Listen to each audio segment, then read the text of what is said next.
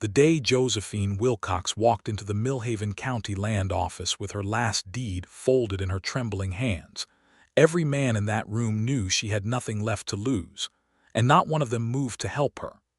It was the spring of 1879, and the Oklahoma Territory was still raw at the edges, a land of red dust and broken promises where fortunes were made and lost on the strength of a man's handshake or the barrel of his rifle.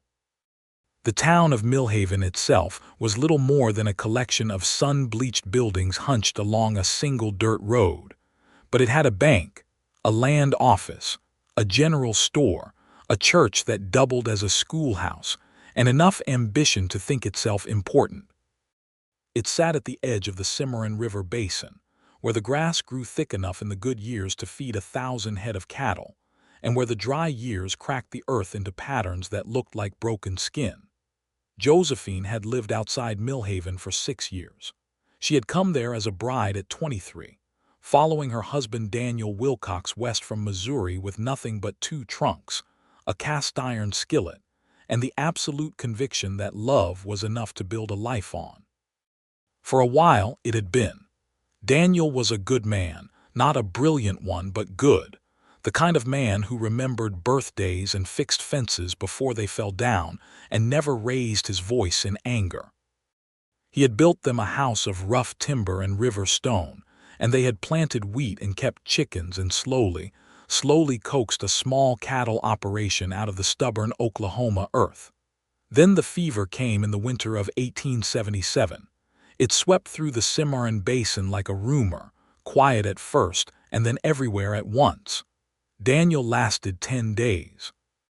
Josephine had nursed him with every remedy she knew, boiling roots and soaking cloths in cold water, and praying in a voice that grew more desperate with each passing night. But the fever had its own ideas.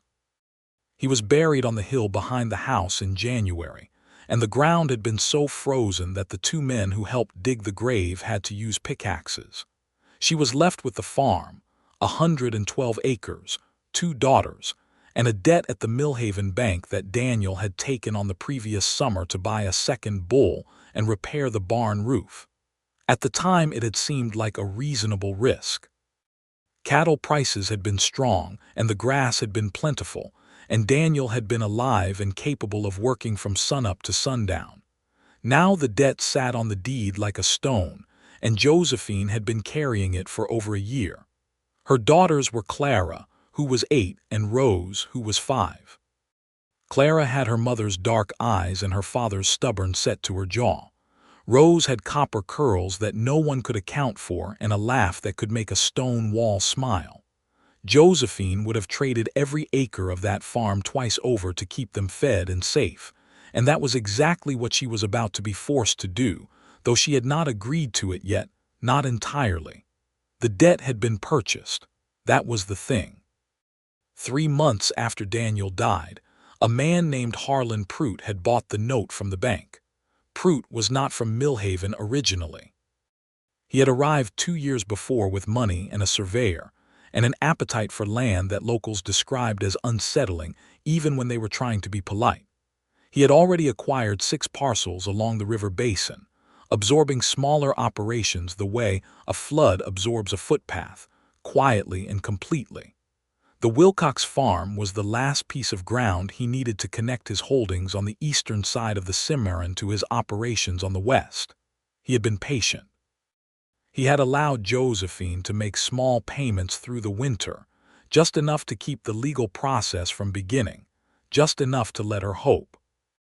Then in April he had sent a letter, formal and cold, stating that the full balance was due within 30 days or he would initiate foreclosure proceedings, and the land would be sold at auction to satisfy the debt. Josephine had spent those 30 days doing everything she could think of. She had written to her brother in Missouri, who wrote back with apologies and no money. She had asked Reverend Sutter at the church if there was any assistance available through the congregation, and he had prayed with her genuinely, but had nothing material to offer. She had approached the bank manager, a reedy man named Gerald Folsom, about refinancing, and he had looked at her with the particular combination of sympathy and helplessness that men in his position perfected when dealing with widows, and told her that Prout held the note, and there was nothing the bank could do. So here she was, walking through the door of the Millhaven County Land Office on the 29th day, her deed in hand and her chin lifted, and her dark eyes dry, because she had made herself a promise that she would not weep in public no matter what happened. The land office occupied a narrow room with a wooden counter across one end and benches along the walls. It smelled of ink and sawdust and old paper. There were perhaps a dozen men inside, some seated on the benches, some standing near the counter, some leaning against the walls with their hats pushed back. The county land agent, a man named Chester Howell, sat behind the counter with a ledger open in front of him. Harlan Prout stood to one side, wearing a dark suit and a gold watch chain across his vest, looking like a man who already owned the outcome of whatever was about to happen.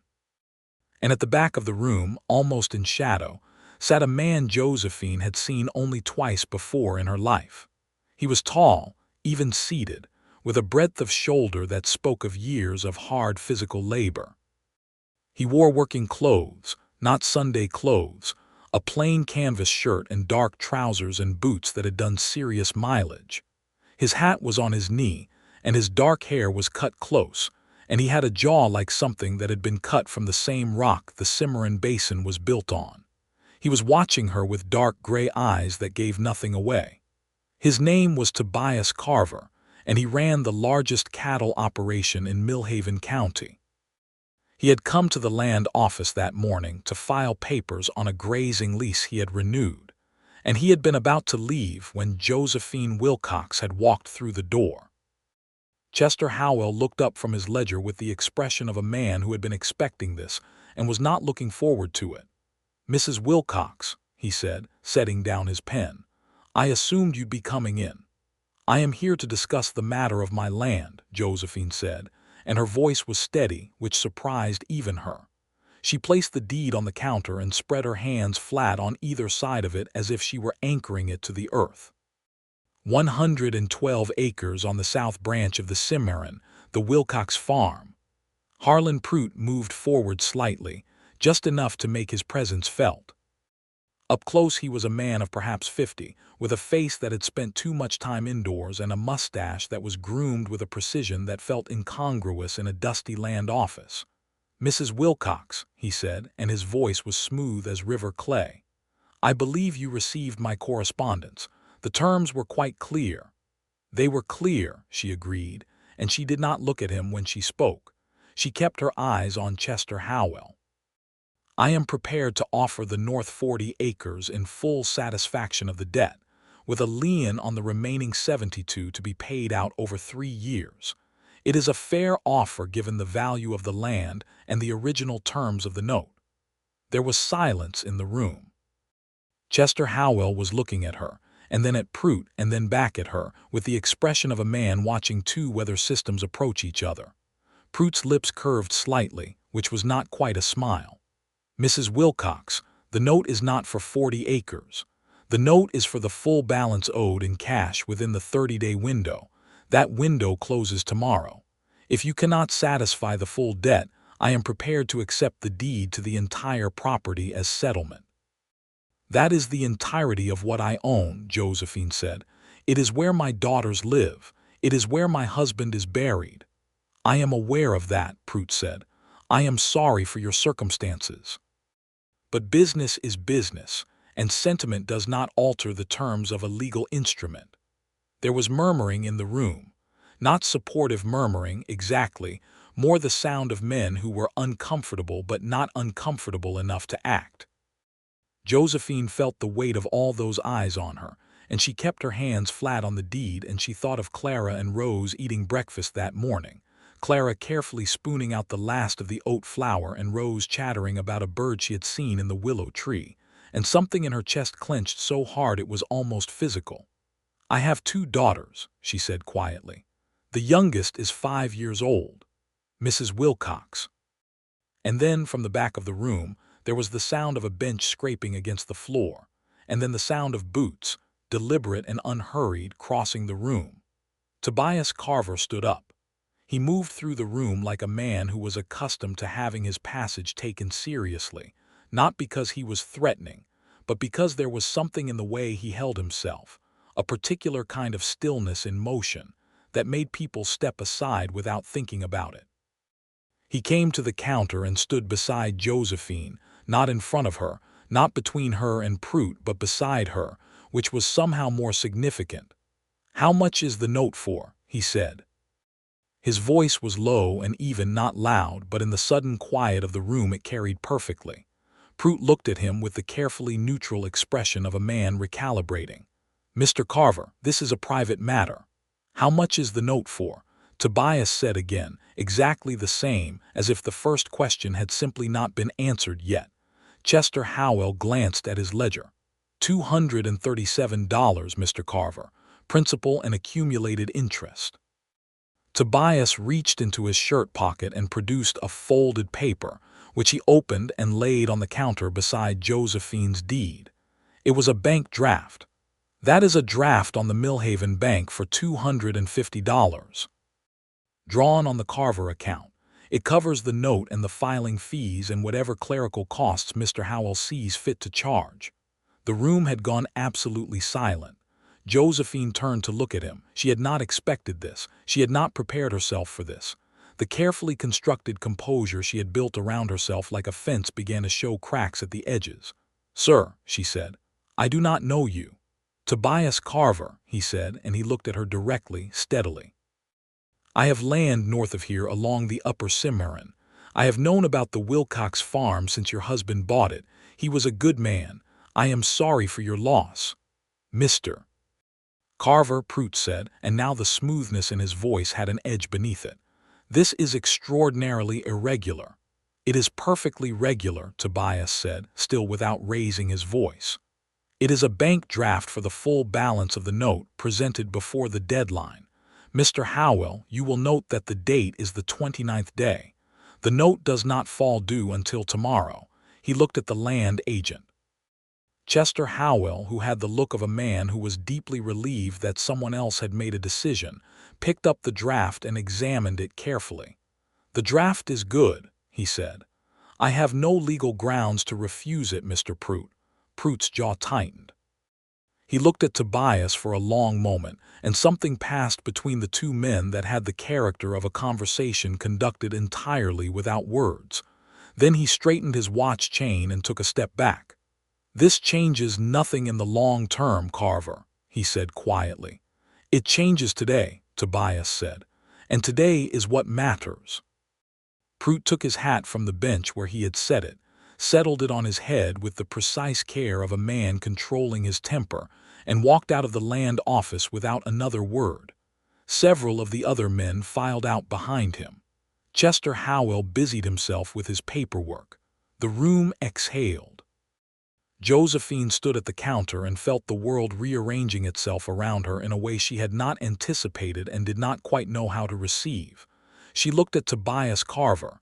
He was looking at the deed now, his eyes moving across it with the careful attention of a man reading a contract. "Why?" she asked. He looked up. "Because it was the right thing to do," he said.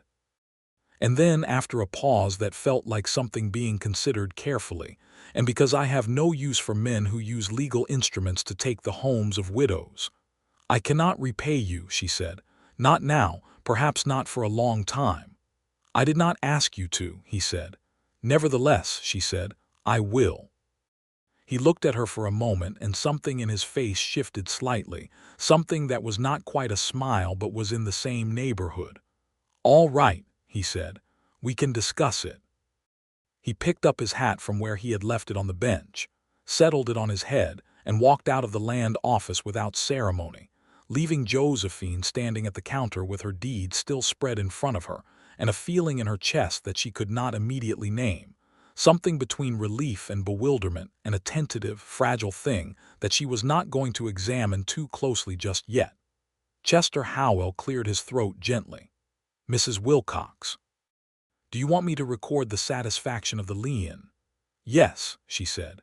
"Please."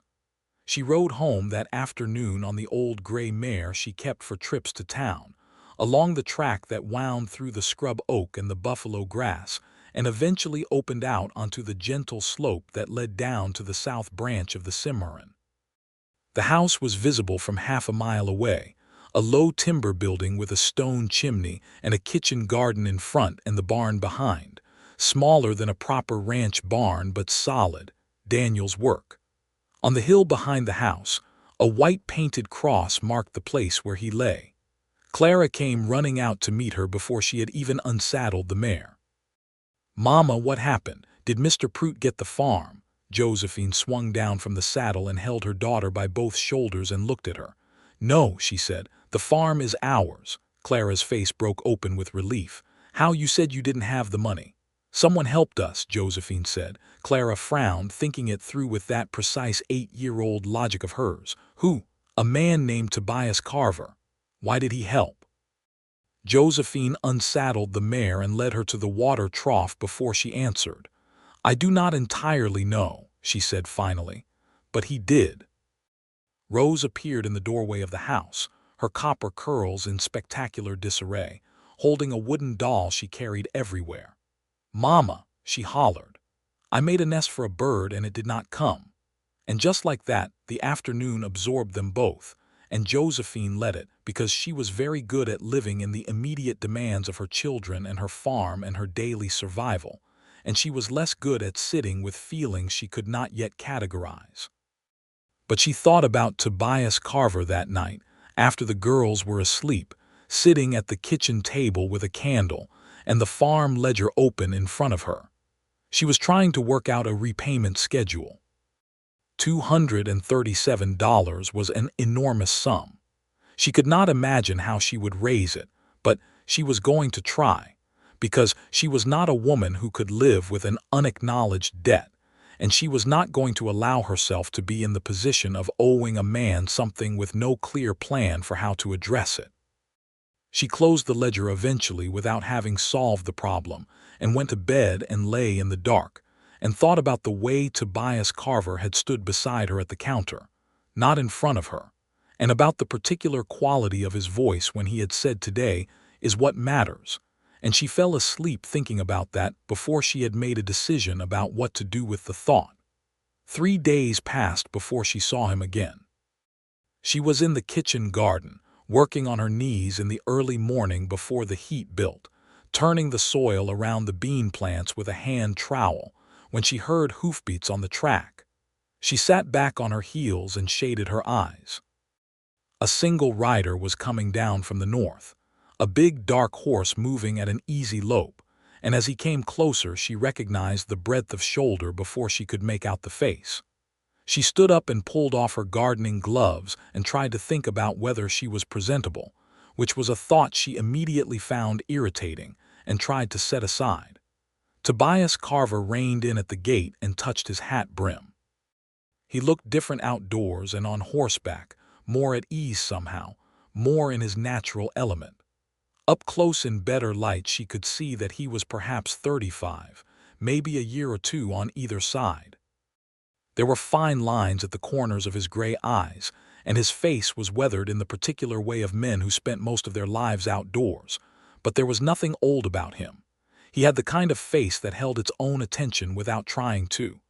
"Good morning, Mrs. Wilcox," he said. "Good morning, Mr. Carver," she said. "Will you get down?" He swung down from the horse with an ease that made it clear he had done it approximately 10,000 times and looped the reins over the gate post.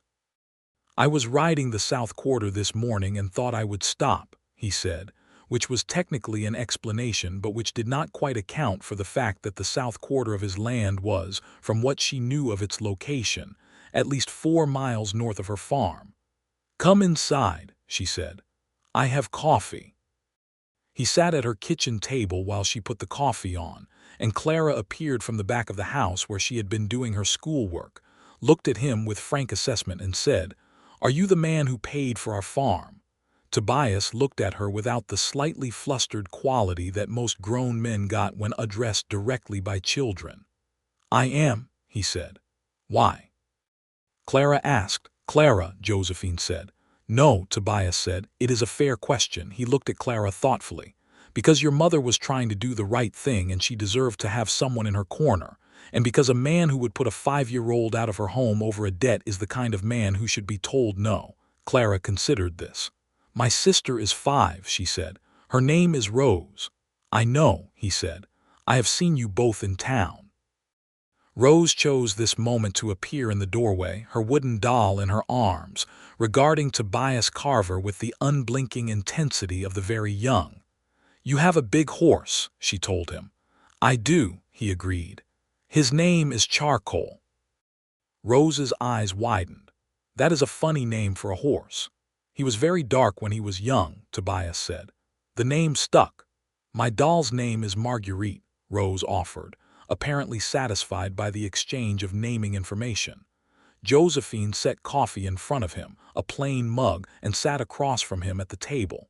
She had been thinking for 3 days about how to begin this conversation, and she decided that directness was the only approach she respected in herself. I want to discuss repayment, she said. He wrapped his hands around the mug. His hands were very large, the knuckles slightly scarred in the way of men who worked with wood and wire and rope for a living. You do not need to think about that now. I need to think about it exactly now, she said. You paid a very large sum on my behalf with no arrangement in place. That is not a situation I am comfortable allowing to continue. He looked at her across the table with those steady gray eyes. All right, he said. I have a cattle operation, she said. It is small. I have 11 head.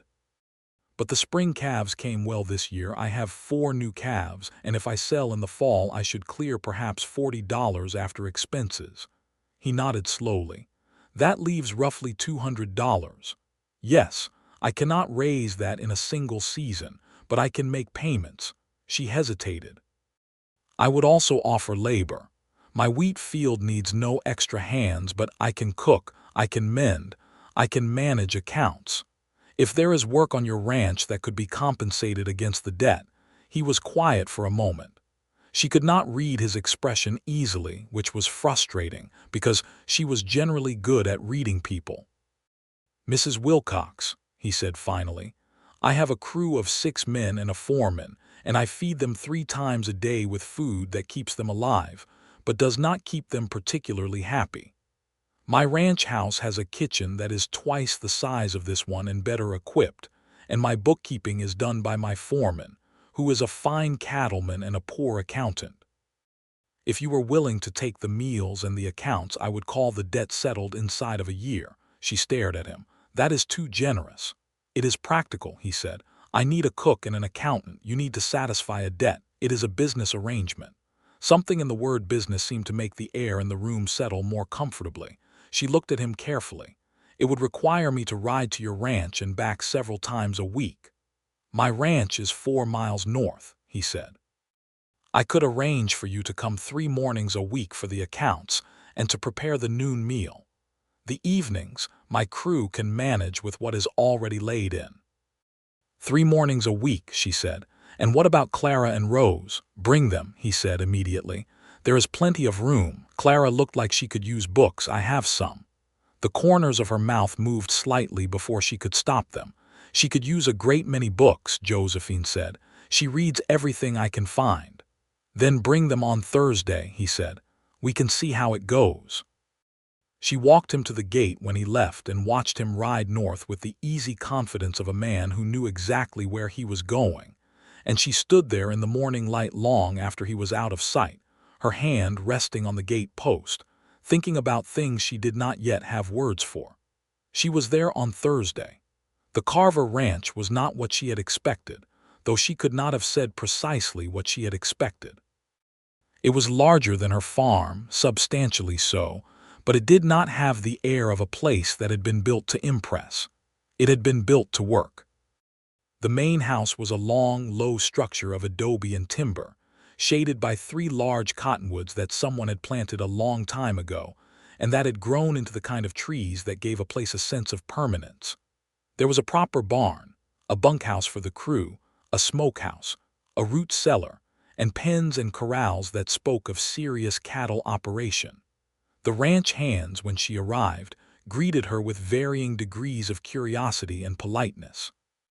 The foreman, a broad-shouldered man named Cal Deering who wore a perpetual expression of mild skepticism, showed her to the kitchen without much ceremony, and then disappeared to do whatever foremen did at 8 in the morning.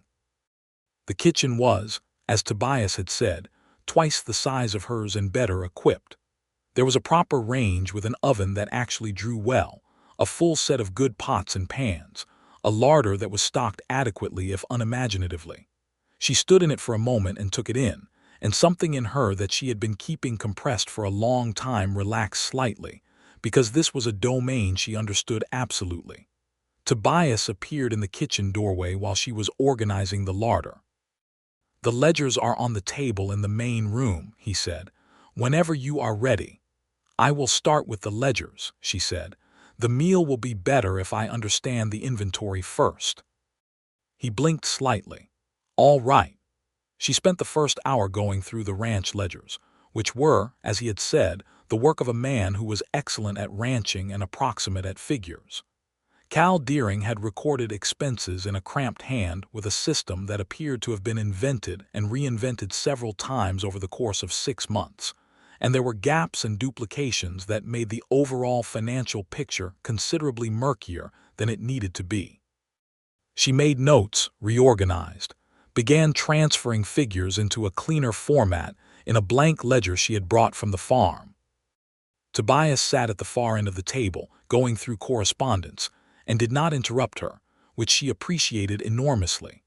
Rose sat on a braided rug near the fireplace and talked to Marguerite in the low, continuous murmur of a child conducting an important private narrative. Clara had found the small bookcase in the corner of the room and was examining its contents with the intensity of a prospector who had found color in the pan. "There is a book about birds," Clara announced, "and one about the history of Texas. You can borrow them," Tobias said, without looking up from his correspondence. Clara turned and looked at him with the same frank assessment she had used in the kitchen 3 days ago. "Do you have children?" she asked. "Clara," Josephine said. "I do not," Tobias said evenly. "I am not married." "Why not?" Clara asked. There was a pause. Josephine did not look up from the ledger, but she was listening with the whole of her attention. "I have not found the right person," Tobias said, in a tone that was perfectly equable and which nevertheless suggested that the conversation had come to a natural stopping point. Clara accepted this and returned to the bookcase. Josephine looked down at a column of figures and was very focused on them for a moment. The weeks that followed had a rhythm that surprised her with how quickly it became familiar. She came to the Carver Ranch on Monday, Wednesday, and Friday mornings, with Clara and Rose beside her on the wagon seat. She reorganized the bookkeeping into a system that actually made sense, and she cooked meals that the ranch hands received with the particular reverence that men give to good food when they have been living without it for too long. She learned their names: Cal Deering, who was skeptical of everything but honest about it; Pete Loring, who was young and enthusiastic and slightly afraid of cows despite being a cowhand; the brothers Hector and Marco Fuentes, who spoke to each other in Spanish and to everyone else in English and were the best ropers on the outfit; old Silas Drummond, who had been working cattle since before the Civil War and had a fund of stories that seemed to grow with each telling; and Ambrose Clay, who said almost nothing but fixed things that no one else could fix, fences and engines and mechanisms that seemed to yield only to his particular patient understanding. Tobias himself was around the ranch on some mornings and absent on others, depending on what needed doing. When he was there, he was useful and direct, not underfoot but not distant either. He had a way of knowing when to speak and when not to, which she found unusual in a man, and which she found herself appreciating more each time she noticed it. What she noticed, gradually and then all at once, was the way he paid attention to her daughters. Not in a performed or self-conscious way, but in the way of someone who was genuinely interested. He brought Clara a book on navigation and celestial observation from his last trip to the county seat, which made her so happy she was briefly speechless, which was a condition so unusual in Clara that Josephine nearly laughed out loud. He showed Rose how to identify horses by their gaits, standing at the fence rail and naming each horse as it moved across the corral, and Rose had repeated all 7 names back to him without error, which seemed to surprise and please him in equal measure. It was on a Wednesday in late May that the first thing happened that she could not rationalize entirely. She had been in the kitchen for most of the morning and had come out to the back porch to hang the dish towels on the line, and Tobias was sitting on the porch steps with his hat off and a cup of coffee in his hands, looking out at the corrals with the expression of a man who was thinking about something that was not cattle. She hung the towels without speaking, and he did not speak, and the silence between them was the kind that has no particular discomfort in it. The morning was warm, and the cottonwoods were moving in a slight breeze, and somewhere in the barn, one of the horses was making a sound of contentment. "My husband used to sit like that," she said before she had quite decided to say anything. With his coffee in the morning just looking at the land. Tobias looked up at her. What was he looking at, do you think? She thought about it honestly.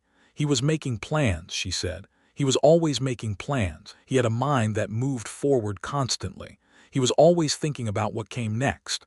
Tobias nodded slowly. That is a good quality in a man who is building something. Yes, she said.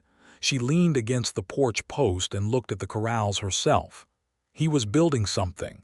He just did not have enough time to finish it. The words came out more plainly than she had intended, and she felt the old grief move through her, not the sharp kind anymore, but the deep, steady kind that had settled into her bones and become part of her structure. It was not debilitating. It was simply there, the way scar tissue is there. Tobias said nothing for a moment. Then, "My mother died when I was 17. My father held the ranch together through sheer will for another 3 years, and then he died too, and the ranch was mine. I was 20, and it was the most frightened I have ever been." She looked at him. "But you built it." "I had good men," he said, "and I had enough stubbornness to substitute for experience for a while." He looked at his coffee cup.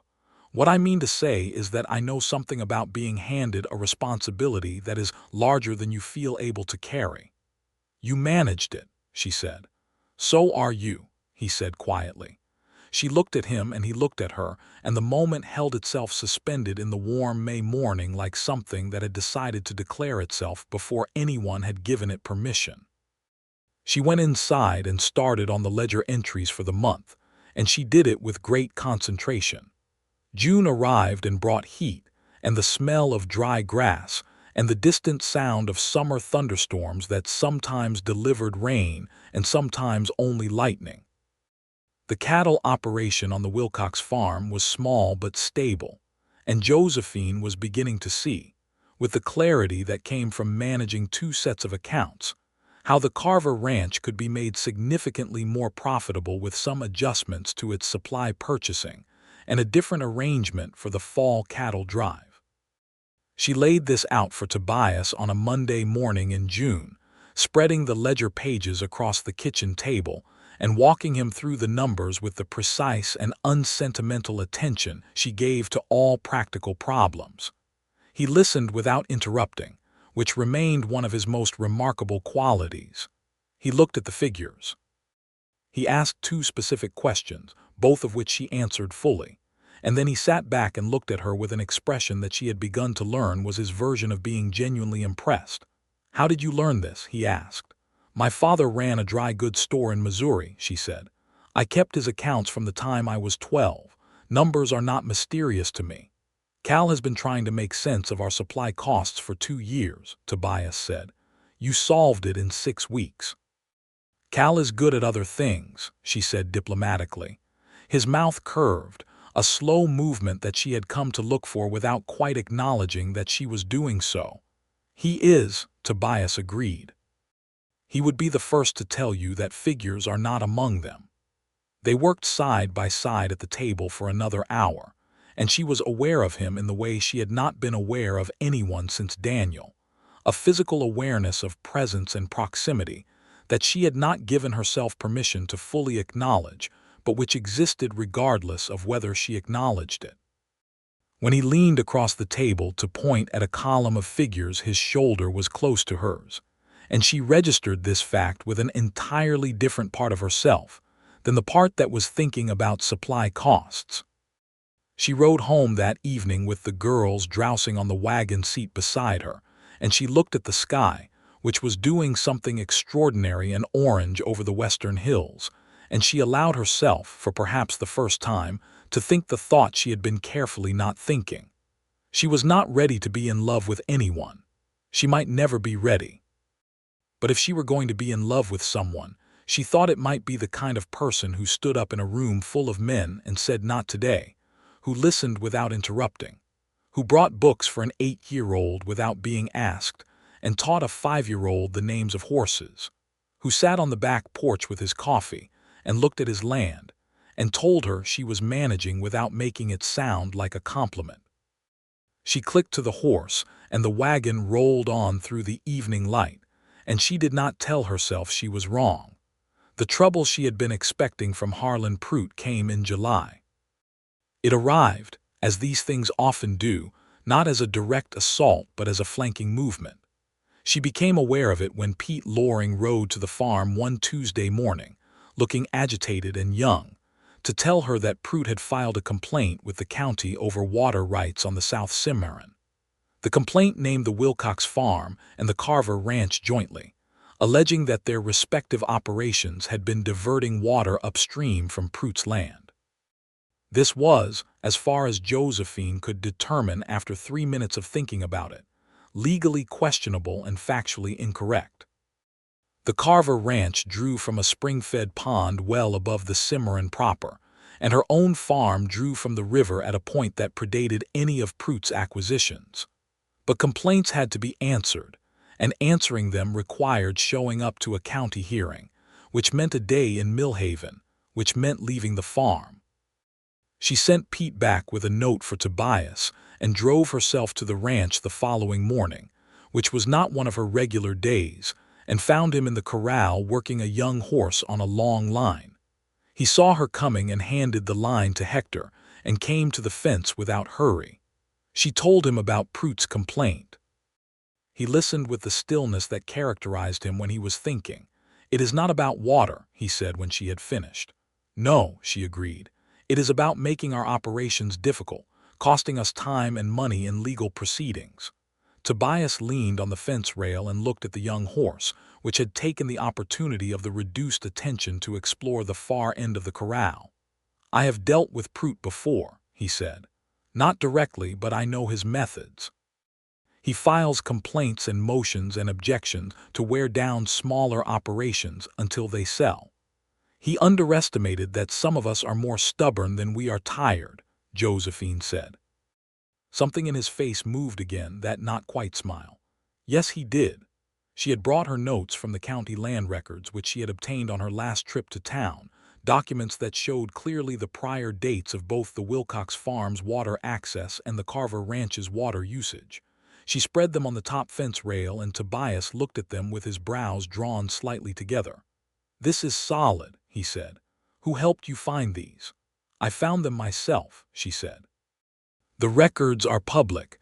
Chester Howell was helpful once I explained what I was looking for."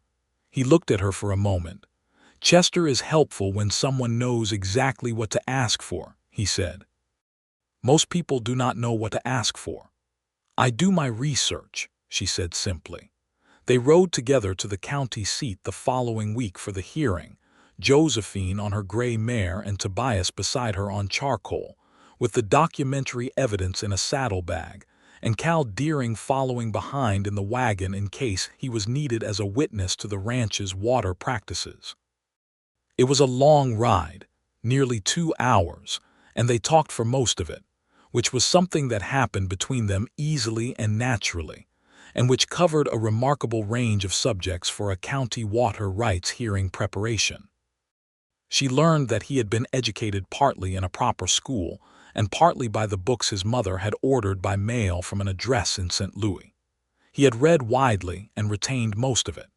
He had an opinion about most things but held it lightly, which was a rare quality. He had never been further east than the Missouri River, and had never been further west than Santa Fe, and he found both places interesting in very different ways. He had wanted briefly as a young man to see the Pacific Ocean, and now, she asked, as they rode through the scrub country between Millhaven and the county seat. Now the ranch is the thing, he said. It is enough. It is more than enough most days. What days is it not enough? She asked before she could decide whether the question was too personal. He thought about it for a long moment. The horses' hooves were quiet on the dusty track and a meadowlark was singing somewhere off to the right. The quiet evenings, he said finally, after the crew has eaten and gone to the bunkhouse and the house is just the house, those evenings. She understood this completely and specifically. She had her daughters and was grateful for them every moment. But after they were asleep, there were evenings that were so quiet they had a texture, evenings that pressed on her with a particular loneliness that was not about being alone in general, but about the specific absence of a particular kind of companionship. Yes, she said, and nothing more, and he looked at her briefly and nodded as if she had said everything. The hearing went well. The land records were clear, and the county commissioner, a sensible man named Aldridge who had no particular interest in being Pruitt's instrument, dismissed the complaint after an hour of testimony. Pruitt was there, with a lawyer from the county seat, and the lawyer made several arguments that sounded impressive and demonstrated precisely nothing. Josephine answered 2 direct questions from Commissioner Aldridge, with the clean precision of someone who had thought through every possible question beforehand. And Tobias answered 3 questions without embellishment or apology, and the whole proceeding had the particular satisfaction of watching a carefully constructed falsity run headlong into a well-documented truth. They rode home in the late afternoon, through country that had turned gold and violet as the sun went west, and the mood between them was light in a way it had not quite been before, a lightness that had something celebratory in it, the particular ease of 2 people who have been through something together and come out the other side. Tobias pulled charcoal to a stop at a rise where you could see a long stretch of the Cimarron Basin laid out below, the river catching the last light like hammered copper, the grassland stretching away in every direction. "I never get tired of that," he said, looking at the view. She pulled up beside him. Clara and Rose were at the farm with old Silas, who had offered to stay with them for the day, and she had no particular reason to rush. She looked at the view and felt the evening air on her face and thought that this was one of those moments that had a quality of completeness about it. "Tell me something about yourself," Tobias said, not looking at her. "Something I would not have guessed." She considered it. "I can play the piano," she said. "My mother taught me." "I have not played in 6 years because there is no piano within reasonable distance, but I still remember everything. Sometimes I play on the kitchen table when I think no one is watching, pressing the keys in the wood." He looked at her. "I have a piano," he said. She turned her head. "You have a piano." "My mother's," he said. "It came west with us in the wagon. It is badly out of tune and it has a note in the middle octave that does not work, but it is a piano." She stared at him for a moment and then she laughed, a genuine laugh, the kind that does not ask permission. "Of course you have a piano," she said. "Of course." "You can play it," he said, "any morning you like." "Thank you," she said, and she meant it for more than the piano. They sat on their horses above the Cimarron Basin for a few more minutes in a silence that had become entirely comfortable. And then the light began to fade, and they rode down and separated at the fork in the track, Josephine south toward the farm and Tobias north toward the ranch.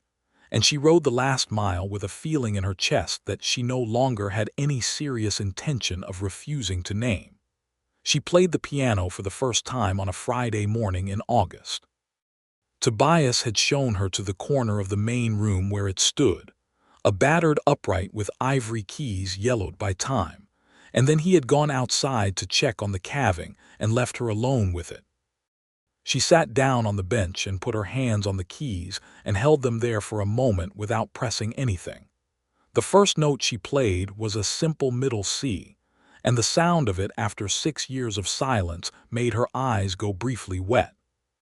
She blinked it away and began to play, slowly at first, and then more confidently as the memory in her fingers came back. A simple hymn she had played at her mother's request 1,000 times in Missouri, and then something livelier, a reel she had played for dances before her marriage. The broken note in the middle octave was an E, and she worked around it with the adaptability of a musician who has played on instruments worse than this one, and found her way to something that was, in the morning light of the Carver Ranch's main room, genuinely and unexpectedly lovely. She did not hear him come back inside. She became aware that he was there only when she reached the end of the reel and lifted her hands and heard, in the quiet that followed, the sound of Rose saying something in the other room. And then she turned, and Tobias was standing in the doorway to the kitchen with his hat in his hand, and an expression on his face that she had never seen on him before. "That was my mother's favorite piece," he said. His voice was very quiet. She looked at him. "The hymn you played first," he said. "She played it every Sunday morning. I had forgotten what it sounded like." There was something in his face that was very open in that moment, something that he was not making any effort to conceal, and it was such an unfamiliar quality in him that it affected her more than she was prepared for. She turned back to the piano so she would not be looking at him directly. "I can play it again," she said. "Please," he said. She played it again, all the way through, slowly and carefully, and when she finished the house was very quiet and the August morning was pressing warmly at the windows, and she felt him cross the room and come to stand behind her, not close, not intrusively, but there, present in the way he always was, and she stayed where she was with her hands in her lap and felt the moment for what it was. "Josephine," he said, and it was the first time he had used her given name. She turned on the bench to look up at him. "I am aware," he said carefully, "that you are in the first 2 years of your widowhood and that I have no business addressing anything personal, and that the arrangement between us is a business arrangement, and I intend to honor all of those things." He stopped, as if he had rehearsed this and now was consulting the next section. "But I want to say something, and then I will not say it again unless you want me to." "Say it," she said. "I would like to know you better," he said. "Not in the capacity of a cook and accountant. I would like to know you as whatever you are willing to be when you are ready, if you are ever ready. I am not in a hurry. I am simply telling you so that you know." She looked at him for a long moment. The morning light was coming through the window at a low angle, and it caught the side of his face and made him look, for just a moment, like something out of a painting. "You have been remarkably patient," she said, "for a man I have known since April." "I'm a patient man," he said. "Ask my crew." She stood up from the piano bench. She was not a short woman, but he was still considerably taller, and she had to look up at him, which she did without any self-consciousness. "I appreciate your honesty," she said. "I will answer it with some of my own. I am not certain what I am ready for or when. My husband has been gone for a year and a half, and I have spent most of that time keeping 2 children fed and a farm from being taken. I have not had much opportunity to think about the future beyond the next season." She paused. "But I do not find your company disagreeable." The corner of his mouth moved. "That is encouraging." "Do not push your luck," she said, and her own mouth was doing something it did not often do in formal daylight. "No, ma'am," he said. September came, and the fall roundup, and the cattle drive preparation, which consumed most of Tobias's time and a significant portion of her organizational energy, because she had taken on the logistics of the supply provisioning for the drive, and it turned out to be considerably more complex than anything she had managed before. She found she liked the complexity. She had always had a mind that worked better when it was fully occupied. Her cattle sold at the fall market for $43 after expenses, which was slightly better than she had projected, and she applied 30 of it against the debt. Tobias received this payment with the same equability with which he received most things, wrote it down in the ledger, and said nothing beyond acknowledgment. She appreciated that he did not make it feel like charity. That mattered to her enormously. The drive came back in October, successful and profitable, and Tobias rode into the ranch yard on a Thursday afternoon looking like a man who had been sleeping rough for 2 weeks, which he had, and who was deeply ready for a meal that was not prepared over an open fire. She had anticipated this and had prepared a proper supper, which she left on the stove with instructions to Cal, and then went home before the crew returned, because it felt like a line she did not yet want to cross. But the next morning, which was Friday and one of her regular days, she was there when he came into the kitchen looking considerably improved by a night's sleep and a proper wash, and he sat down at the table and she set coffee in front of him, and they looked at each other across the table in the morning quiet, before the girls woke and the crew arrived, and something in the space between them felt warmer than it had in September and warmer still than it had been in April. "The drive went well?" she asked. "Better than expected," he said. "Prices held strong." He turned the coffee cup in his hands. "Enough to carry the ranch well through winter and begin the spring expansion I have been planning. The North Quarter grazing extension," she said, because she had been tracking his plans through the accounts for months. He looked at her. "You know about that?" "I do the accounts," she said. He laughed, a proper laugh, not a small one, and it changed his face so thoroughly that she felt it in her sternum. She had heard him laugh perhaps 4 times since April, and each time it felt like a discovery. "You know more about the state of this ranch than I thought," he said. "I know exactly the state of this ranch," she said. "It is in good health, better than it was in April, which was itself better than it was in January. Your crew is efficient and your grazing management is excellent. Your supply costs are down 18% since June." "18%, he repeated. 18, she confirmed. "I can show you the figures." "I believe you," he said. He was looking at her with an expression she had learned to read now, something between admiration and a particular kind of warmth that he was very careful with, but that was unmistakably there. "Josephine," he said. "Mr. Carver," she said, because she was very deliberately not using his given name yet, and both of them knew why. "Will you come to supper tomorrow?" he said. "Not as the cook, as a guest.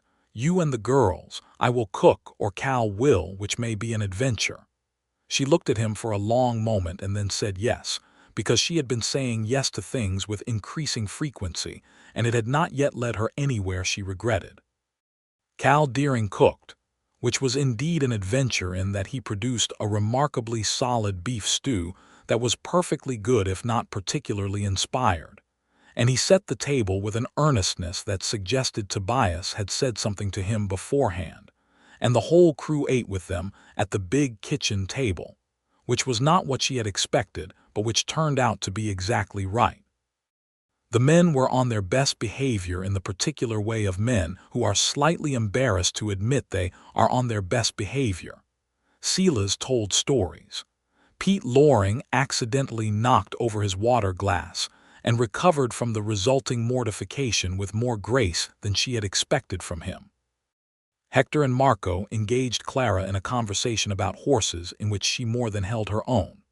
Rose fell asleep in her chair before the meal was finished, and Tobias picked her up with the ease of someone who had been around children, and carried her to the settle near the fireplace, and covered her with a blanket from the cedar chest. And Josephine watched him do this from across the room, and felt something in her chest that had been braced against motion for a very long time begin, very quietly, to move. November brought cold, and with the cold came a change in the rhythm of things.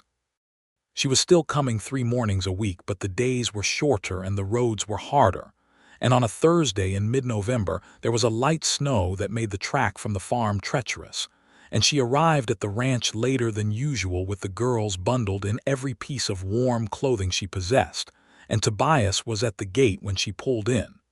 "You should not have come in this," he said, taking the mare's bridle. "The accounts will not do themselves," she said. "Josephine," he said, and the way he said her name had changed somewhere over the preceding months.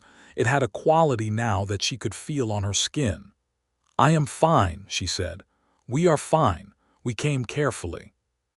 He helped her down from the wagon and his hands were on her waist as she stepped down, an entirely practical gesture, and when her feet touched the ground he did not immediately remove them, and she did not immediately move away, and they stood in the light snow in front of the ranch gate for a moment that was extremely aware of itself. "Come inside," he said quietly. "I will put the kettle on." The girls went to the fire. She took off her coat and went to the ledger table, and Tobias put the kettle on the stove and made tea, which he brought to the table without ceremony, and sat down across from her. And they worked through the monthly accounts together, which they had taken to doing collaboratively in a way that had begun as Josephine explaining her methods, and had become something more like two minds working on the same problem from their different vantages. "You should have a real foreman's office," she said at one point, looking at the cramped workspace. "Somewhere proper for the accounts. We could convert the side room," he said. "The one that is currently full of saddle equipment that should be in the tack room." "That would work," she said. She looked at the ledger. "The ranch could fund it. There is room in the fourth quarter budget." "Do you want to run it?" he said. She looked up. "The conversion, the accounts," he said, "permanently, not as part of the debt arrangement which is nearly settled in any case, but as a proper position. Ranch accountant, a salary." She held his gaze. "You are offering me a paid position." "I am," he said. "The ranch needs it. You are better at this than anyone I could hire, and it would mean—" He stopped. "It would mean I would keep coming," she said. "Yes," he said simply. She thought about it for perhaps 30 seconds, which was longer than it needed to take because she already knew the answer. "Yes," she said, "on one condition. Name it." "You give Cal a proper title and a proper wage," she said. "He is running your operation on a foreman's title and a cowhand's compensation. It is not right." Tobias looked at her. "How do you know what Cal earns?" "I do the accounts," she said again. There was a moment of pure appreciation on his face that he did not try to conceal. "Done," he said. December came in cold and serious, the real cold of the Oklahoma winter, and the Cimarron froze along its edges, and the cattle needed extra hay, and the mornings were the color of iron. She was still coming to the ranch, wrapped in Daniel's old buffalo coat, and with the girls wearing their warmest things, and the days had shortened enough that she was often still at the ranch in the early afternoon, and the crew had taken this entirely for granted in the way that familiarity produces. It was Cal Deering who said it first, and he said it to Hector in the barn in a voice that was lower than he intended, as Josephine was passing the barn door on the way to the corral. "She is already half the ranch," Cal said. "The boss ought to just make it official." She had kept walking and had not turned around, and she had spent the rest of that afternoon being particularly efficient and professional, and she had ridden home with her face slightly warm despite the cold. She thought about what Cal had said that evening after supper, sitting by her own small fire. Clara was reading and Rose was asleep, and the night was quiet and very dark outside. She thought about whether she was afraid and decided that she was. A little. Not in a catastrophic way, but in the way of someone who has been through loss and knows viscerally that love is not a guarantee against pain. She thought about whether she was ready, and decided that ready might be the wrong question. She thought about Tobias Carver, the particular shape of him, the way he listened, the way he laughed, the way he had carried Rose to the settle and covered her with a blanket without making it into anything other than a simple human kindness. She thought about what she wanted, which was something she had not allowed herself to think about for a very long time. She wanted this, not a version of it or something like it. This specific thing, with this specific person. She had been circling it for 8 months, and the circling was beginning to feel less like caution and more like avoidance of something that had already been decided by a part of her that was wiser than the part that planned and calculated. She made a decision, and she went to bed, and she slept soundly, which she had not done in a long time. The next morning was Friday, and she went to the ranch as usual. The accounts were up to date, and the larder was stocked, and there was nothing that absolutely required her attention, so she went to the piano instead, and she played for an hour in the morning quiet while the crew was out and the girls were settled, and when she heard Tobias come in from outside, she kept playing. He came and stood in the doorway, the way he had in August, and she played through to the end of the piece, and then she turned on the bench and looked at him, and he looked at her and she said, "Tobias." He went very still. "I would like to tell you something," she said, "and then I will not say it again unless you want me to." Something moved in his face. A recognition of his own words returned to him. "I think I love you," she said, because she was Josephine Wilcox and she did not dance around the truth when she had found it. "I am not entirely certain because I have only done it once before and this is different, but I believe that is what this is. And I would like to proceed, if you are still of the same mind you were in August." He crossed the room and she stood from the bench and he was in front of her, very close, and he put both hands on either side of her face in a gesture so gentle it surprised her. A man with those hands, and he looked at her for a moment as if confirming something he had been waiting on for a very long time. "I have been of the same mind since April," he said. "When you walked into that land office and put your hands flat on that deed, and I thought, there is someone who is not going to bend." She put her hands over his. "I did not think you had even noticed me." "I had noticed you," he said. "I had been noticing you for 6 months before that, every time you came to town." She looked at him. 6 months. "I am not impulsive," he said. "No," she agreed. "You are not." And then she said, "Tobias," again, and he bent his head and kissed her, and it was the kind of kiss that is not practiced or performed but is instead simply true, the way a well-drawn ledger column is true, the way a piece of music played from memory is true, and she felt it in every part of herself she had been keeping carefully away from the world for the past 2 years. When they separated, she was still holding his hands against her face. Through the doorway she could hear Rose telling Marguerite something of great importance in the other room. She almost laughed. "Clara will have questions," she said. "I imagine she will," he said. "Thorough questions. I have faced harder interrogations," he said. His thumbs moved slightly against her cheekbones. "What do you want to do?" "I want to be honest with her," Josephine said. "She deserves that. She is old enough to understand most things and old enough to be angry about the rest." "Then we will be honest with her," he said. He proposed to her on Christmas Day, 1879. He had given the girls gifts, a proper box of drawing pencils for Clara and a painted wooden horse for Rose, and after supper he had asked Josephine to walk with him to look at the stars, which was something they had done twice before on clear evenings when the sky over the Cimarron Basin was so full of stars it seemed reckless. He had the ring in his coat pocket, a simple gold band with a small turquoise stone set flush in the center, which he had ordered from a jeweler in the county seat 3 weeks ago, and which had arrived by mail just in time. He showed it to her in the starlight, holding it in his palm, and she looked at it and then at him. "Josephine," he said, "I would like to marry you if you will have me, not because of the accounts or the ranch or any practical consideration, because I love you and I would like to spend the rest of my life being the person in your corner, you and Clara and Rose." She took the ring from his palm and held it for a moment and looked at the turquoise, which caught the starlight in a way that seemed slightly miraculous. "Yes," she said, "I will have you, Tobias Carver."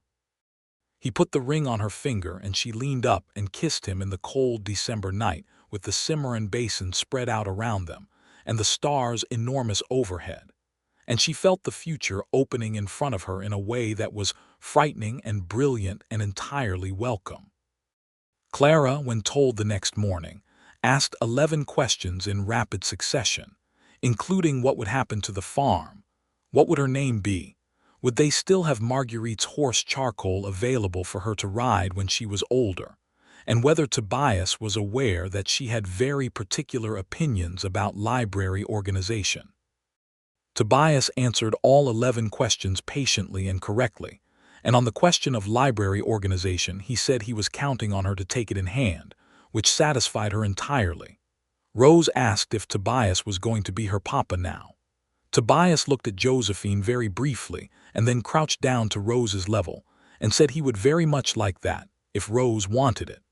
Rose thought about it for 3 seconds and then climbed into his lap with the wooden horse, which seemed to be his answer.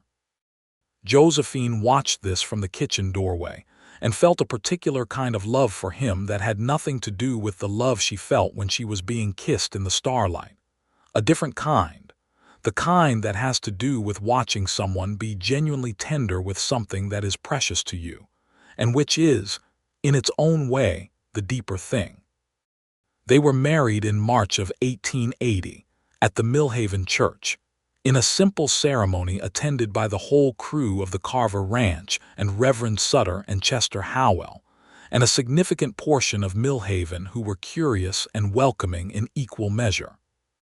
Josephine wore a blue dress that she had made herself from fabric she had ordered from the county seat, because she was not going to be married in a widow's color or a virgin's color, but in the color that suited her, and it was the right decision. Tobias wore his Sunday suit, which turned out to be a very good suit, dark gray, which was almost exactly the color of his eyes. Clara was the maid of honor, a role she took seriously enough that she had written out a list of her responsibilities and ticked them off one by one through the morning. Rose fell asleep during the second reading and was gently collected by Silas, who had become a kind of honorary grandfather to both girls and was visibly moved by the whole occasion. Harlan Prout was not at the wedding. He was still in the county, still acquiring land, but he had not directly confronted either of them since the failed water rights complaint, and after the Carver-Wilcox alliance became apparent, he seemed to have concluded that this particular pair of land owners was more trouble than they were worth. It was not a resolution in the dramatic sense, but it was a practical one, the kind that happens when a calculating man recalculates. After the ceremony, they rode back to the Carver Ranch, which was also now the Wilcox Ranch in the way that two things become the same thing when they are truly combined, and the crew had prepared a celebration supper that was substantially better than anything Cal had ever managed for an ordinary evening. And there was music, because Pete Loring turned out to play the fiddle with genuine skill. And they danced in the main room of the ranch house, while the March wind came off the Cimarron and rattled the windows gently. Tobias danced with Josephine, who had not danced since before Daniel died, and she found that the music and his hands and the warmth of the room made it easy in a way she had worried it might not be. She was not comparing this to what she had lost. She was present in what she had, which was the thing she had been learning to do for the past year, and which had perhaps never been more possible than it was now. He leaned his head close to hers and said, quietly over the fiddle, "Are you happy?" She thought about it honestly, because she always thought about things honestly. She was still grieving Daniel. She would always grieve Daniel. That was part of her and always would be. She still had days when the farm, which they had decided to keep in work as a secondary operation, felt like a weight she could not fully set down. She had daughters to raise and accounts to manage and land to tend and seasons to navigate and all the ordinary formidable business of life to conduct. But, yes, she said, I am happy. He tightened his arm around her briefly and they kept dancing. The farm was not sold or abandoned. This had been one of Josephine's conditions and Tobias had agreed to it without negotiation. Daniel had built it, and it was the place his daughters had been born and the place he lay buried, and it was going to be productive and cared for. They hired a young couple, the Beckers, to manage the day-to-day operation. Tom Becker, who was steady and hard-working, and his wife Annalise, who was young and capable, and who got on well with Josephine from the first meeting. The Wilcox farm cattle were incorporated into the Carver operation's broader grazing management, and the whole arrangement was more efficient and more profitable than either operation had been separately. Josephine continued to manage the accounts for the combined operation, from a proper office now, the converted side room, with a writing desk and a proper account book system, and a window that looked out toward the cottonwoods. It was her room in a way that felt complete, a place where her particular intelligence had full range, and she spent part of every morning in it, and felt the satisfaction of work done well and honestly. By the summer of 1880, she was expecting their first child, and she discovered that the way Tobias received this information was to sit very still for a moment, and then look at her with an expression of such transparent joy and terror that she laughed, which seemed to help him. "You have done this before," he said. "Twice," she agreed, "and you have done it a similar number of times." He gave her a look that acknowledged the joke and declined to pursue it. "Are you well?" he asked. "Are you feeling well?" "I am feeling perfectly well," she said. "It is early. You will tell me if you are not feeling well." "Tobias," she said, "I will." He reached across the desk and covered her hand with his, that large, careful hand, and held it there. "A boy," he said quietly. "I think it will be a boy." "You cannot know that," she said. "No," he agreed. "But I think so." He was right. In March of 1881, almost exactly a year after their wedding, Josephine delivered a son in the bedroom of the Carver Ranch house, with the midwife from Millhaven attending and Tobias in the kitchen, which was where she had insisted he wait, though she could hear him moving back and forth across the kitchen floor for the better part of 4 hours. Clara, who was 10 and who had strong opinions about being involved, had been allowed to sit in the hallway, which she did with great seriousness, and Rose, who was 7, had fallen asleep against the hallway wall and had to be carried to her room by Cal Deering, who managed this with the particular tenderness of a man who had never had children and found himself moved by them in ways he had not anticipated. When the midwife opened the door and told Tobias he could come in, he crossed the room and sat on the edge of the bed and looked at Josephine and the child she was holding with an expression that she thought she would remember until the day she died. It was not complicated. It was simply love, the uncomplicated, enormous kind, directed at both of them simultaneously. "His name is Daniel," she said, and she watched Tobias's face. He was very still for a moment.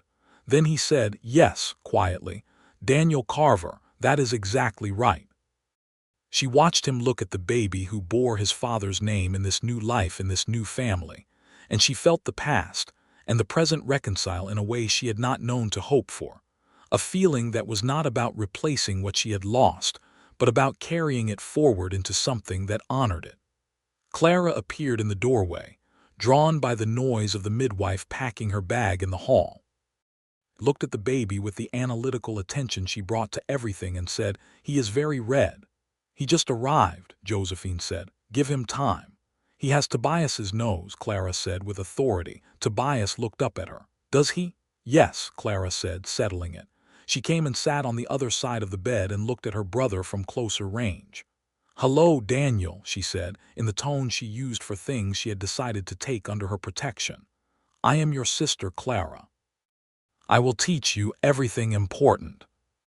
"God help him," Tobias murmured, very quietly, and Josephine felt herself laughing even at the exhausted edge of labor, felt it in the whole of her body, and thought that this was what recovery felt like. Not the absence of loss, but the presence of life so immediate and warm that it occupied the same space. The spring of 1882 brought changes to the Millhaven area that came from outside and could not be ignored. The railroad had been creeping westward through the territory for 2 years, and a spur line was being laid that would pass within 12 miles of Millhaven, and with it would come the particular kind of transformation that the railroad brought everywhere it went: faster, louder, more connected to the world beyond the Cimarron Basin, both a gift and a disruption. Tobias had been watching this development carefully. He had ridden the route twice, had spoken to the surveyors, had thought through what it meant for the cattle operation. Josephine had been running numbers on it for 3 months. What they had concluded, independently and then together, was that the railroad represented an opportunity that would require them to move quickly and to act with more capital than they currently had on hand. "We could take a bank loan," she said, across the ledger table one evening. Tobias looked at the figures. "We could. The ranch is collateral. The bank would lend. It would need to be a loan we could service in the first year without putting pressure on the operating budget," she said. "Which means the railroad contract needs to confirm before we commit."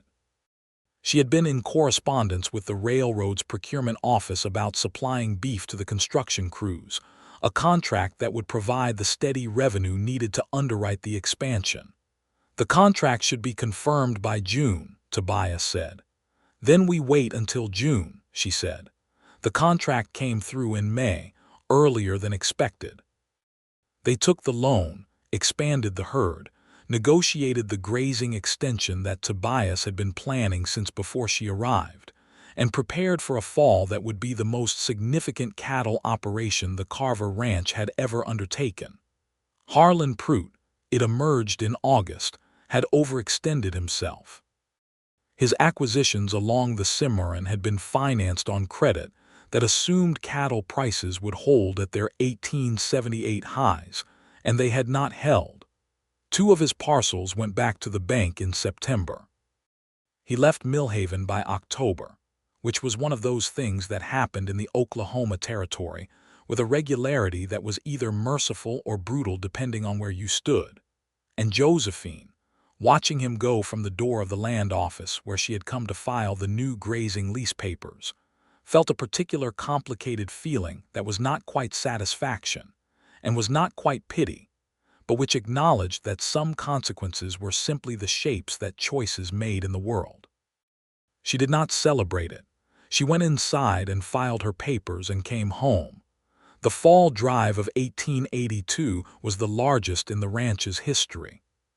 Cal Deering ran it with his characteristic skeptical efficiency, and it came in under budget and over expectations, and when the numbers came in, Josephine recorded them in the ledger with the same careful hand she used for every entry, and Tobias came into the office and looked at them over her shoulder and said nothing for a moment and then put his hand on her shoulder.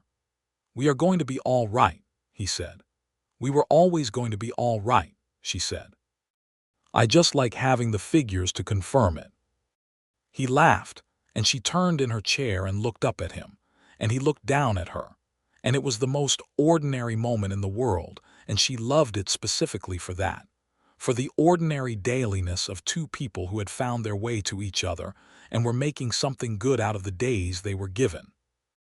Clara turned 12 in the fall of 1882, and she had by this point read most of the books in the ranch's small library, and was working through a set of agricultural science pamphlets with the same thoroughness she brought to everything. She was going to be formidable, this child, and Josephine felt the particular pride of a mother who recognizes in her daughter something that exceeds her own particular gifts. Tobias had already quietly inquired about schools in the county that accepted girls, and there was one in the county seat that had a proper curriculum and a good reputation, and Clara had been told about it and had asked questions, 11 of them as usual, and had declared she was interested, and the whole family had decided that the fall of 1883 was the target. Rose at 9 was a different kind of brilliant, the kind that lived in the body and in the relationships between things rather than in books and figures. She could tell you the temperament of every horse on the ranch and was rarely wrong. She helped Hector and Marco with the younger horses and had a natural gift for it that made even Cal Deering, skeptic of all things, acknowledge that he had seen grown men with less instinct. Daniel at 1 was walking and producing opinions about most things in the wordless, emphatic way of very young children. He had Tobias's gray eyes and Josephine's dark hair, and an expression of determined concentration that made the crew melt completely on a daily basis, a fact that Josephine thought was going to require some parenting attention before he fully understood the power he had over the hearts of 6 full-grown cowboys. In December of 1882, on the anniversary of Tobias's proposal 2 years prior, he took her walking again in the cold night air, which was a thing they did occasionally when the stars were good and the night was clear. She was wearing Daniel's buffalo coat, the old one, which she had never been able to get rid of and which Tobias had never suggested she should. "What do you want?" he asked her as they walked along the edge of the property where the fence line met the open grass. "Not for the ranch, not for the children, for yourself." She thought about it as she thought about all things honestly. "I want to learn to read Spanish," she said. Hector has offered to teach me, and I have been saying perhaps for 8 months, I want to learn that." She paused. "I want to play the piano more, not just the mornings I happen to be near it. I want to play it regularly." "The piano needs to be tuned," he said, "and that E needs to be fixed." "I have learned to play around the E," she said. "It gives the music character." He smiled, which she could feel even in the dark. "What else?" She thought about it. "I want to see the Cimarron in the spring flood," she said. "I have lived near it for 6 years, and I have never seen it in the full flood. Everyone says it is extraordinary." "Then we will see it in the spring," he said. "We will take the children." She stopped walking. He turned back to look at her. She looked at him in the starlight, this man who had stood up in a room full of people and said not today, who had given her back her daughter's home without asking for anything in return, who had waited with patient honesty while she found her way to what she already knew, who had called her son Daniel and meant it. "Tobias," she said. "Josephine," he said, and the way he said it still had everything in it. "I am going to be very happy," she said. "I want you to know that I know that." He came and stood in front of her and put both hands on her face in the way he had in December 2 years ago, when he had told her he had been noticing her since April, and he looked at her with those gray eyes that gave things away now to her willingly. "So am I," he said. "I already am." The spring of 1883 came in with the particular generosity that the Oklahoma Territory occasionally produced, warm and wet, and full of the smell of new grass and possibility. The Cimarron flooded, as it did in the great years, spreading across its banks in a copper-red rush that moved through the basin with a majesty that made everything built by human hands seem very small and very temporary. And Josephine stood on the rise above the river with Tobias beside her and Clara and Rose and little Daniel, and she watched the river run and felt it in her chest, the bigness of it. Rose said it looked like the world was breathing. Clara said it looked like a geological process. Daniel said nothing, but he held Tobias's hand very tightly and watched the water with enormous gray eyes. "He looks like you when you are thinking about something important," Josephine said to Tobias. Tobias looked down at his son and then at his wife and then back at the river. "I come from a long line of people who stand at rivers and think," he said. "Good thing," she said. "We have a river." She leaned into him slightly, standing on the rise above the Cimarron in the spring morning with her children around her, and the land that was hers on every side, the land that had almost been lost and that had been held because a man she had not yet known had stood up in a room and said not today, and she thought about how the story of a life could turn on a single moment, a single voice in a room, and how the particular grace of this was that neither of them had known at the time what they were building. And they had built it anyway. She took his hand, he held it, the river ran on.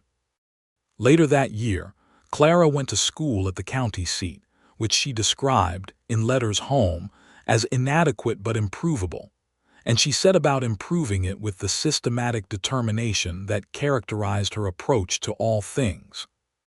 By Christmas, she had reorganized the school library and written a 17-page proposal for an expanded science curriculum, which she presented to the school's board, and which was received with the particular combination of alarm and admiration that Clara generally produced in institutional settings.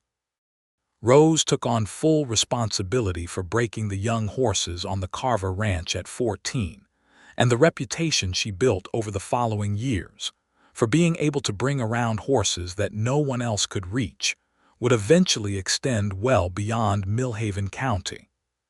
She had her mother's stubbornness and her father's patience and something that belonged entirely to herself, an understanding of animals that seemed to go beyond technique into genuine communication. And Tobias, watching her work a difficult horse in the corral one evening, said to Josephine that Rose was going to be something particular, and Josephine said she already was. Daniel grew into his gray eyes and his determined concentration and became, by all observable evidence, exactly the kind of person who would stand up in a room full of people who were going in one direction and say not today. This pleased his parents in ways neither of them said aloud very often, but which was apparent in the way they watched him. In 1884, Josephine discovered she was expecting again, which she received with the equanimity of someone who had done it before, and which Tobias received with the same transparent joy and terror that had characterized the first time, leading Josephine to tell him that he was a man of excellent consistency. The baby came in October, a girl with copper curls that no one could account for, exactly like Rose's, which made Rose so delighted that she sat in the chair by the bed and held the baby for an hour with an expression of complete peace. They named her Margaret because Josephine had always loved that name, and because it was close enough to Marguerite, Rose's old wooden doll, to feel like a private acknowledgement of something, the thread of history that ran through a family's life, the things that persisted.